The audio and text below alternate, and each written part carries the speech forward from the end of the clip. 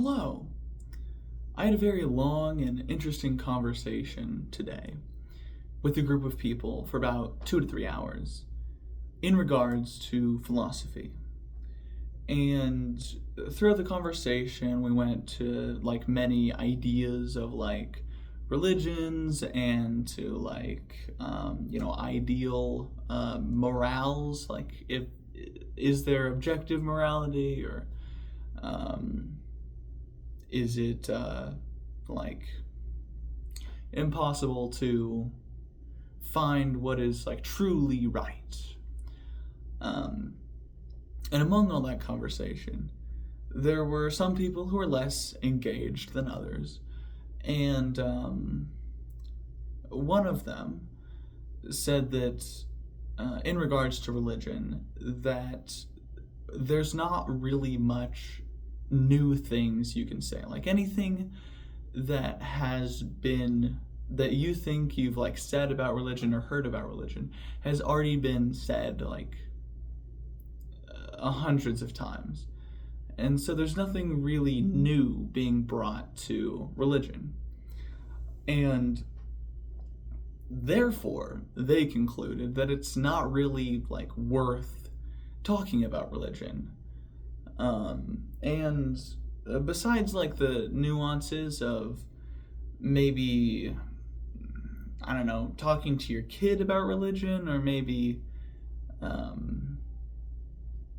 someone who's of an entirely different faith, that could be an interesting conversation. But whenever it's around a group of people that are kind of all ideologically similar, you're not really getting anything out of it. It's a bit of a nothing burger. And so I kind of thought maybe you could extrapolate this to philosophy, because we're getting more,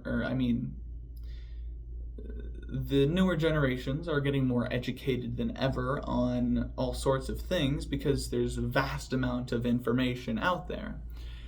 So whenever you have all these opinions about philosophies, and you can kind of start to get this general idea of what philosophy kind of means to you, and then you get more academic knowledge maybe of what a philosophy can really mean, of whether you're interested in the ethics of philosophy, or meta-ethics, or in the kind of ideas on how you should live your life, nihilism or absurdism, and kind of trying to derive meaning from life.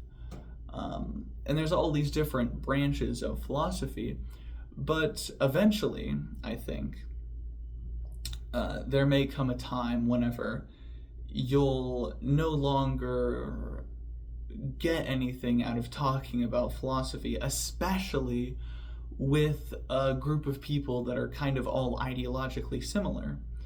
And that's kind of in the similar vein of religion being if you talk to someone who's of a radically different belief, you might get something out of that. Or maybe teaching your child philosophy. Those are the edge cases, but most of the time we spend our lives within our own in-group, and that in-group mostly has all the same ideas, or beliefs at least. And so, is there really a point to having those friend group conversations about philosophy? And I mean, there's at least I believe that it's also a nothing burger, where you just get the same points rotated about and said in many different ways, but it's all still the same.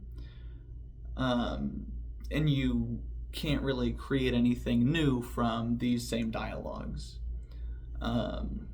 Because philosophy's been around for just as long as religion has, and has had plenty of influence on everything. And so it's now that we're kind of getting to this modern era of like information overload. Now there's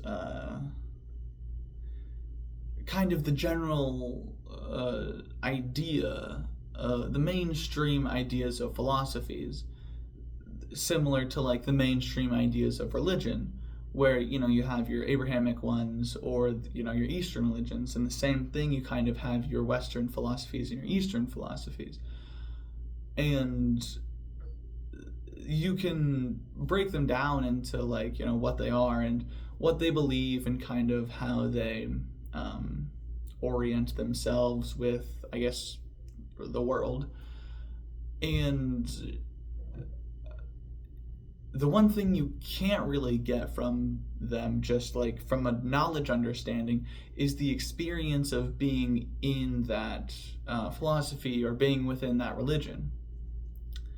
So whenever you are talking about it without the experience, you are then, again, only getting into the academic side of it, because humans are all about experience in their stories with their like beliefs. But without experience and only the academics, you kind of have nothing to really talk about. There's no like information that's going to impact another person greatly by having these conversations.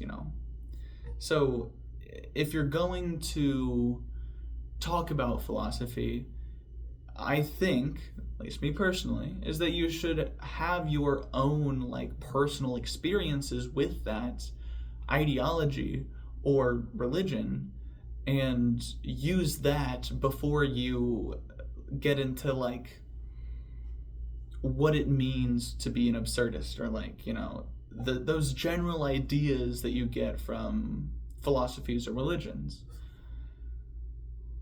Anyways, toodles.